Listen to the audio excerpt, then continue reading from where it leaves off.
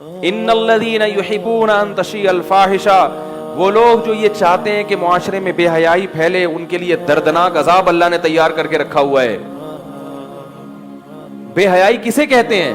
اسی کو تو کہتے ہیں بے حیائی، کہ مرد اور عورت کھلے گپے مار رہے ہیں ایک دوسرے سے، اور ایک دوسرے کو دیکھ کر حرام لذتیں حاصل کر رہے ہوں، کوئی آپس میں حجاب نہ ہو۔ اللہ کو عورت میں حیا اتنی پسند ہے کہ موسیٰ علیہ الصلوۃ والسلام جب کنویں میں ایک بزرگ کی بیٹیوں کو پانی پلاتے ہیں اور وہ بیٹیاں واپس موسیٰ علیہ السلام کے پاس آتی ہیں کہ ہمارے ابا آپ کو اجرت دینا چاہتے ہیں، کمیشن، تو قرآن ان کی چال کا بھی تذکرہ کرتا ہے۔ جاءت احداہما تمشی علی استحیاء، فرمایا کہ ان میں سے ایک آئی حیا اور شرم کے ساتھ چلتی ہوئی۔ تو اللہ کو عورت میں حیا اور شرم کا عنصر اتنا پسند ہے کہ جہاں بھی قرآن میں عورت کا تذکرہ ہے اور اس میں حیا کی بات ہے تو اللہ نے اس کو فوراً کیا کیا؟ ہائی لائٹ کیا ہے۔ قرآن عورت کا نام بھی ذکر نہیں کرتا۔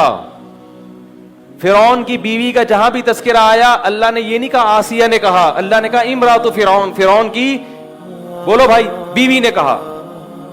جہاں نوح علیہ السلام کی بیوی کا ذکر آتا ہے فرعون، اللہ تعالیٰ قرآن میں نوح علیہ السلام کی بیوی کا نام نہیں لیتے۔ کیا کہتے ہیں کہ جب یہ کہہ کے بات یعنی ضرورت پوری ہو سکتی ہے تو نام لینے کی کیا ضرورت؟ فرمایا کہ نوح کی بیوی، لوط علیہ السلام کی بیوی، بات آ رہی ہے سمجھ میں؟ ابراہیم علیہ السلام کی اہلیہ کا تذکرہ آیا، ابراہیم کی بیوی۔ فسکت وجہہا، قرآن کہہ رہا ہے ابراہیم کی بیوی نے اپنے پیشانی پہ ہاتھ مارا، کہیں بھی نام نہیں آ رہا۔ حضرت مریم کا نام ہے، اس کی ایک حکمت ہے کہ حضرت مریم کے بارے میں قرآن کلیئر کرنا چاہتا ہے کہ حضرت مریم والدہ تھیں عیسیٰ کی، عیسیٰ کی والدہ ان کے علاوہ کوئی بھی نہیں، اور عیسیٰ کے باپ نہیں تھے، لہذا نسب کہاں سے چلے گا؟ مریم سے۔ عیسیٰ ابن مریم قرآن بار بار کہہ رہا ہے، کیونکہ اگر عیسیٰ کے ساتھ ابن مریم نہ لگا ہو تو یہ اشتباہ ہو سکتا ہے کہ پھر ان کے کوئی والد ہوں گے جن کی طرف نسبت ہونی چاہیے۔ تو جہاں کلیریفیکیشن کی ضرورت پڑے گی وہاں عورت کا نام لیا جائے گا، جہاں ضرورت نہیں پڑے گی جائز ہے، مگر بہتر کیا کہ اس کو چھپا دیا جائے۔ تو اتنی حیا کی تعلیم جو قرآن دے رہا ہو وہ کو ایجوکیشن سسٹم کو برداشت کرے گا؟ نکاح میں بھی عورت کا نام لیا جاتا ہے تاکہ واضح ہو جائے کہ کس کا نکاح کس کے ساتھ ہو رہا ہے۔ جو مذہب اس حیا کا قائل ہو، قرآن کہہ رہا ہے وَلَا يَضْرِبْنَ بِأَرْجُلِهِنَّ لِيُعْلَمَ مَا يُخْفِينَ مِن زِينَتِهِنَّ، عورتوں کو کہہ رہا ہے کہ آپ اپنا پاؤں، اپنی پازیب زمین پہ اتنی زور سے مت مارو کہ اس زیور کی جھنکار، اس کی آواز غیر مردوں کے کان میں جائے۔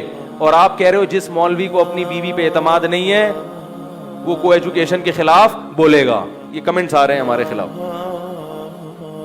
نہیں آ رہی بات؟ آپ کو اعتماد ہے، آپ اپنی بیگموں کو کو ایجوکیشن سسٹم میں پڑھائیں، لیکن پھر مجھے فون نہ کریں کہ بیگم بھاگ گئی ہے۔ لوگ سمجھتے ہیں ان کا تقوی بلٹن ہے، بلٹن تقوی ہے، کچھ بھی ہو جائے تو یہ کمپنی کی طرف سے ہے۔ اللہ نے انسان کو برائی بھی بتائی اور اچھائی بھی، ہر انسان ایسا ہے، اور صرف پیغمبروں کی حفاظت کا وعدہ کیا ہے، باقی کسی کی حفاظت کا اللہ نے وعدہ نہیں کیا۔ یہ میرے بھائی زیادہ لیبرل بننے کی، میں بدگمان ہونے کی اجازت نہیں دے رہا آپ کو کہ آپ بدگمان ہونا شروع ہو جائیں گھر والوں پر۔